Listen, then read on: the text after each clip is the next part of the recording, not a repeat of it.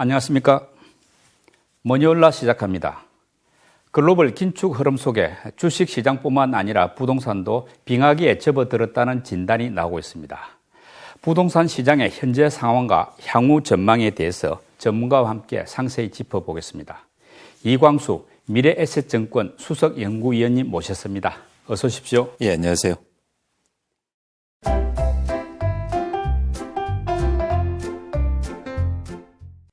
근 2년 만인데요. 네. 네, 오랜만입니다. 네. 그동안 부동산 시장 상황 상전벽해라고 할 정도로 많이 바뀐 셈이죠? 네, 그렇습니다. 네.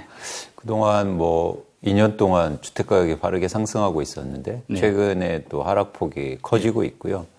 사실 오를 때는 부동산 가격이 계속 오르기만 할 것 같았는데 네. 이렇게 또 하락하는 걸 처음 경험해보는 그런 분들도 아마 계시리라고 생각합니다. 예, 최근 부동산 시장 상황부터 한번 살펴보겠는데, 집값이 하락하고 있다는 건 다들 아는데, 실거래가 지수라는 게 있지 않습니까? 네. 이걸 보고 할 때는 어느 정도로 나타납니까? 일단 실거래가 지수의 그 출발 자체가 2017년부터 출발하거든요. 2017년이 100이죠. 네, 그렇습니다. 2017년이 100인데 그렇게 따지면 전국 지수로서 지금은 한 134 정도 되고요. 예. 서울은 한 170 정도 됩니다. 그래서 그때 이후로부터 사실은 아파트 가격이나 주택 가격이 네. 인상폭이 굉장히 큰 상황이죠. 근데 중요한 건 그 지수만 보면 2022년 4월에 전국이 142 정도 돼서 네. 현재 134니까 이제 떨어지는 추세고요. 서울도 184에서 170으로 하락 추세입니다. 그래서 중요한 건 흐름이 바뀌고 또 하락폭도 조금씩 커지고 있다. 이렇게 보시면 좋으실 것 같습니다. 근데 실거래가 지수를 보면 많이 내려온 것 같지가 않은데 최근 체감으로 보면 굉장히 많이 급락했다고 하지 않습니까? 어떤 이유가 있습니까? 그러니까 최근에는 거래 건수가 많지 않은 상황 속에서 예. 거래되는 건수가 거래되는 그 가격이 크게 하락하다 보니까 예를 들어서 언론이라든가 네. 많이 희자화되는 게 네. 하락폭이 되게 크다라고 하시는데 전체 주택으로 보면 네. 거래가 안 된 것도 굉장히 많기 때문에 예. 지수가 하락폭이 이렇게 크진 않다 이렇게 보시면 좋으실 것 같습니다. 네. 그런데 집값이 빠지다 보니까 옛날에 이제 강남은 좀 예외다, 강남 불패다 이런 용어까지 있었는데 지금은 강남도 그렇게 썩 좋지가 못한 모양이죠. 그렇습니다. 지역별로 약간 차이는 있지만요. 강남도 분명히 하락폭을 키우고 있고요. 예. 또 하나 예를 들어서 송파구 같은 데는 하락이 훨씬 더 커서 평균 대비해서 네. 강남 불패고 강남은 예외다라는 말은 과거에도 없었고 예. 지금도 없고 네. 앞으로도 없을 가능성이 높습니다. 과거에 없었는지는 조금 애매한데 용어는 있었죠. 실상은 아닐지 몰라서. 실상은 아니었죠. 예, 예. 예.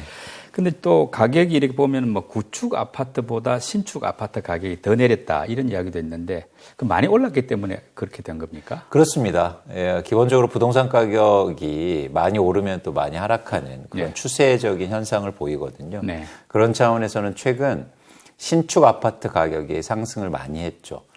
두 가지 정도 이유가 있는데요. 첫 번째는 신축이 그렇게 많지는 않았습니다. 그러니까 희소성 차원에서 가격 상승폭이 좀 컸고 네. 두 번째는 신축이 매도하는 물량이 상대적으로 적어요.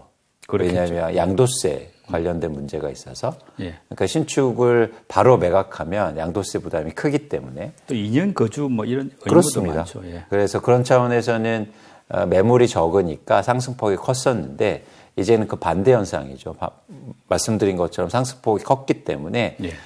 수요가 빨리 더 줄어들어서 더 하락폭도 클 수 있다 이렇게 보고 있습니다. 예. 이게 집값이 너무 빠르게 떨어지면서 이제 경제에도 부담이 된다 싶으니까 정부에서 이번에 내년부터죠. 이제 1주택자하고 무주택자에 대한 주택담보대출 비율 LTV를 50%로 이제 다 일괄적으로 하고 약간 말하자면 좀 높여준 셈이 되겠죠. 그리고 15억 원 초과 아파트에 대해서도 이제 주택담보대출을 이제 허용하기로 했는데 이렇게 보면은 부동산 시장에서 약간 좀 오를 수도 있는 요인이지 않습니까? 시장 반응은 어떤가요?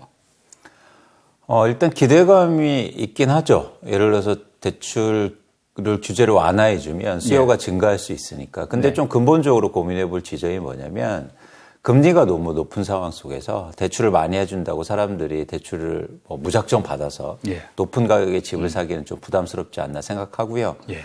일시적으로 효과는 있을 수 있어도 이게 추세적으로 집값을 밀어 올린다거나 상승의 원인이 되긴 좀 힘들어 보입니다. 과거에도 보면, 그러니까 최근 2, 3년간 집값이 오르는 그 원인도 살펴보면, 물론 그 원인 중에 하나가 대출을 많이 했기 때문에 대출한 걸로 수요가 증가한 원인이 있었거든요. 예. 근데 대출을 많이 한 원인은 대출 규제가 없었기 때문이 아니고 금리가 낮았기 때문에 대출을 많이 한 거예요. 그러니까 대출을 규제 때문에 대출을 줄이고 뭐 늘리고 이런 게 아니라 사실은 가장 중요한 건 금리다. 이렇게 보고 있습니다. 그것은 그렇습니다. 예. 예. 그리고 뭐 요즘 보면 또 DSR 규제 있지 않습니까? 총부채 원리금 상환 비율. 요거는 아직 뭐 풀지를 않았으니까 또 약간 뭐 LTV 완화로만 가지고 큰 효과는 없다. 이런 이야기도 있더라고요. 그렇습니다. 한계가 존재하죠. 뭐 소득 대비해서 부채를 일으킬 수 있는 비율이 제한돼 있기 때문에 네. 그런 차원에서 LTV와 DTI가 네. 좀 제한되는 측면이 있습니다. 예. 그 말씀대로 금리 상승이 집값 하락의 뭐 근본 요인이라고 볼 수 있는데 지금 연말에 주택담보대출 금리, 주담대 금리가 뭐 8%에 이를 것이다. 이런 전망이 지금 나오지 않습니까? 그러면은 집값은 지금보다 더 떨어질 가능성이 있다고 봐야 되겠네요. 저희가 주택담보대출의 신규 취급 기준으로 한 예. 7%에서 8% 정도 수준이었던 게 2008년도 서프라임 네. 그 시기거든요. 그 아, 이후로 그런가요? 예, 계속 금리는 사실 저금리를 유지했고 거기에 또 기반해서 주택 가격이 지속적으로 상승했는데 사실은 금리가 이렇게 빠르게 올라가면 주택 가격이 당연히 영향을 받을 수 있겠죠. 하락 원인이 되고요. 근데 전 절대 수준보다도 속도가 더 중요해 보입니다. 아, 금리 오르는 속도 말씀이죠. 그렇습니다. 예. 예를 들어서 8%, 9%, 10% 이런 수준이 아니라 지금 거의 2%대에서 8%로 굉장히 빠른 기간 동안 오르는 거거든요. 거의 몇 개월 만에 관셈이죠. 그렇습니다. 예. 근데 이런 속도가 왜 중요하냐면 시장 참여자들의 심리를 굉장히 뭐랄까 위축시킬 수 있어요. 속도가 빠르면. 예. 그러니까 쉽게 말해서 매달 100만 원 내다가 갑자기 200만 원 내면 200만 원 자체가 중요한 게 아니라 갑자기 2배 이상 증가한 게 중요하다는 거죠. 예. 그런 차원에서는 이런 속도 차원에서 보면 유례 없이 빠르다. 적응하기가 좀 어렵네요. 시장이. 그렇습니다. 예. 그래서 그런 차원에서 당연히 하락 압력, 주택가격 하락 압력을 그것 때문에 받는 거고요. 예. 또 하락 압력은 또 크게 받을 수 있다는 거죠. 아. 속도 차원에서. 네. 네. 예, 집값 하락이 언제까지 지속될 것이냐 이것도 관심사인데 뭐 일부에서는 한 3년은 계속 빠지지 않겠느냐 이렇게 보는 관측도 있는 반면에 또 뭐 지금은 말할까 이제 워낙 금리가 빠르게 올라오다 보니까 일시적인 현상이고 지금이 오히려 바닥이다 이런 이제 시각들도 있는 것 같은데 우리 수석 연구위원님 의견은 어떻습니까? 일단 저희가 주택이 언제까지 하락할 거라고 정확하게 기간을 예측하기는 힘들어요. 네. 사실 그 근거도 예. 없는 거고요. 그런 차원에서는 이제 하락의 추세와 방향성이 중요한데 일단 확실하게 말씀드릴 수 있는 건 주택 가격이 하락한다. 예. 하락하는데 그 하락폭이 일단 중요하겠죠. 네. 근데 하락폭은 제가 볼 때 지금 서울 아파트 가격으로 구매 가능 지수라는 게 있는데요. 예. 그게 한 200이 초과했거든요. 네. 그 200이란 건 뭐냐면 내가 있는 소득의 50% 이상을 그러니까 대출 금리, 예. 대출의 원리금 상환에 써야 된다는 거예요. 네. 근데 제가 볼 때 이게 충분히 수요가 일어나기 위해서는 이 가격에서 한 30-40% 예. 하락이 돼야 수요가 새로 증가할 가능성, 회복할 가능성이 있어 보이거든요. 예. 그래서 그게 이제 3년이 됐건 4년이 됐건 5년이 됐건 30-40% 하락하는 기간까지 이제 하락하겠죠. 예. 근데 중요한 건 그렇게 하락하면 거래량이 회복하게 됩니다. 아. 네. 왜냐하면 누군가 시장에 살 사람이 생기는 거죠. 예. 그때가 사실은 예를 들어서 쉽게 말하면 바닥 시점인 거죠. 아, 이제 반전하는 시기다. 그렇죠. 예. 그래서 가격이 떨어진 상황 속에서 거래량이 회복할 때가 예. 그게 이제 뭐 예를 들어서 최근에는 사이클이 굉장히 빨라졌기 때문에 네. 2년이 될 수 있고 만약 경기 위축이 여기서 더 추가되면서 예. 심리를 더 위축한다면 기간이 더 길어질 수도 있겠죠. 예. 그래서 여러분들이 그 부동산 시장의 가격 하락이라든지 변화를 보실 때 절대 기간이라든지 수준에 대해서 너무 이렇게 뭐랄까 거기에 이렇게 고정관념을 갖고 계시지 마시라 이런 말씀을 드립니다. 이제 사람들 같은 경우는 이제 약간 뭐 어찌됐건 뭐 주식이든 부동산이든 바닥에서 사고 싶고 팔 때는 꼭지에서 팔고 싶은 게 심리인데 근데 지금 위원님 말씀은 일단 거래량이 돌아서는 시기를 보라는 말씀인데 지금은 거래량이 돌아서는 시기는 아니지 않습니까? 그렇습니다. 지금 뭐 거래량도 많이 빠졌다고 그러죠? 그렇습니다. 거래량이 예를 들어서 9월만 보면 서울의 아파트 거래량 600건 정도밖에 안 되거든요. 과거에 많았을 때는 5천 건 정도 이상이 됐어요. 네, 거의 10분의 1. 8분의 1, 9분의 그렇습니다. 1 수준이네요. 그렇습니다. 예. 그렇게 줄었고요. 경기지방 같은 경우에도 한 1만 5천 건 정도 됐는데. 월? 네. 근데 지금 뭐 3천 건이 채 안 되거든요. 네. 그러니까 5분의 1 정도 된 거죠. 예. 그래서 이렇게 거래량이 계속 줄어드는 상황 속에서는 가격 회복이라든지 가격 상승을 기대하기는 굉장히 어렵다는 말씀을 드리는 거죠. 예. 이유가 뭐냐면 살 사람이 없습니다. 쉽게 말해서. 예. 이 가격에. 네. 예, 사고 싶은 사람도 없고 살 만한 능력을 가진 사람도 많지 않고 예. 그런 차원에서는 집값 하락이 더 이어질 가능성이 있어 보입니다. 네. 거래량만 보면. 그럼 지금 이제 집을 사야 되겠다 또는 뭐 자금도 마련돼 있고 해가지고 집을 사야 될 걸 생각하는 실소유자 입장에서는 뭐 지금 당장보다는 조금 더 기다리는 게 더 나을까요? 그렇습니다. 당연하죠. 왜냐하면 집값 하락이 이어지는 상황 속에서 무리하게 또 대출을 일으켜서 금리가 이렇게 또 올라간 상황 속에서 예. 집을 사는 거는 저는 뭐 좋은 선택은 아니라고 보고 있고요. 대신 아까 말씀하신 것처럼 뭐 3년 동안 사지 말아야지, 5년 동안 사지 말아야지 이런 어떤 절대적 기준은 크게 의미는 없어요. 그러니까 예. 도움이 안 된다는 거죠. 네. 계속 시장을 보시면서 예를 들어서 하락이 굉장히 가파르게 되면 거래량이 다시 회복하는 구간이 나올 겁니다. 예. 그래서 그런 어떤 변화를 계속 보셨으면 좋겠다라는 말씀을 드립니다. 서울의 그 월 한창일 때가 한 5천 건 같다. 5천 건 같다 지금 500건, 600건인데 네. 지금 서울 같은 경우는 그러면 월 거래량이 어느 정도 한 1,000건 이상 넘어가면은 조금 바닥을 쳤다 거래량에서는 볼 수 있나요?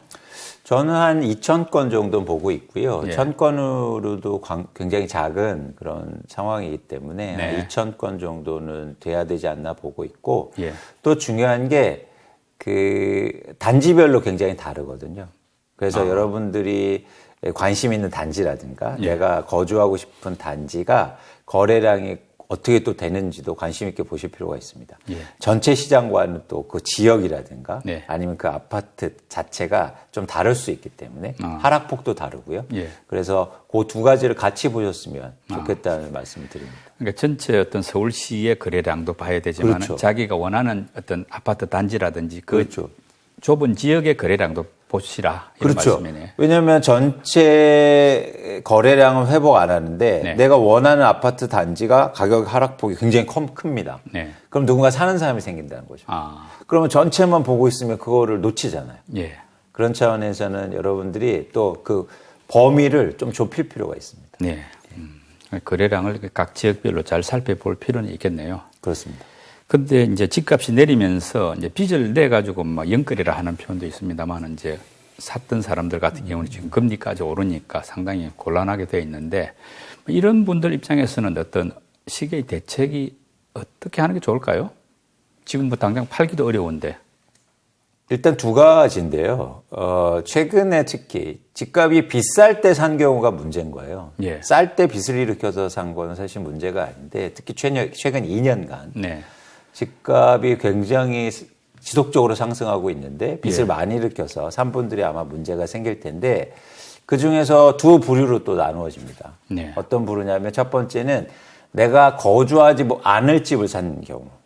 전세에 끼고 산 경우. 그렇습니다. 예. 갭 투자. 네. 두 번째는 뭐냐면 내가 거주하는데 빚을 많이 일으킨 경우. 예. 근데 두 번째 경우에는 사실은 거주하고 있기 때문에 저는 좀 뭐 집값이 떨어진다고 해서 바로 집을 팔거나 이사를 가거나 이러지 마시고 거주를 좀 하시라. 예. 가능하면. 쉽게 말하면 버티시는 게 좋을 것 같다는 말씀을 예. 드리고요. 첫 번째 부류. 예를 들어서 갭 투자를 해서 무리하게 거기에서 투자 목적으로 산 경우에는 가능하면 거주하시고 예. 거주를 전환하시고 거주가 도저히 불가능하다. 예를 들어서 직장이 거기 서울 수도권 저 끝에 있는데 네. 서울에 예를 들어서 빌라를 사놓거나 투자 목적으로 이렇게 하셨다면 예.